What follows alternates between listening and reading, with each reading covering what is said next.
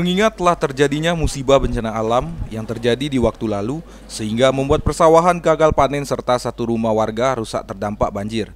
Kamis 25 Maret 2021 bertempat di kantor Camat Uram Jaya telah dilaksanakan kegiatan penyaluran bantuan dana CSR Bank Bengkulu. Penarikan dana CSR Bank Bengkulu tidak dapat dilakukan secara langsung atau cash, melainkan melalui via rekening Bank Bengkulu. Turut hadir dalam kegiatan kali ini yaitu Wakil Bupati Lebong, pimpinan cabang Bank Bengkulu, Camat Uram Jaya, Camat Lebong Atas, Kades, para BPD, serta para penerima bantuan. Dalam kejadian bencana ini terdapat 10 persawahan warga Kecamatan Uram Jaya yang gagal panen, serta mengakibatkan kerusakan satu rumah warga di tebing.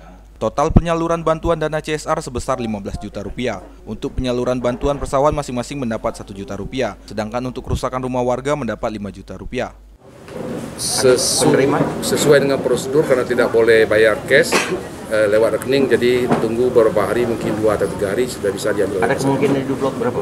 1 juta per sawah yang terkena dampak dan 5 juta untuk rumah saudara kita yang di tebing.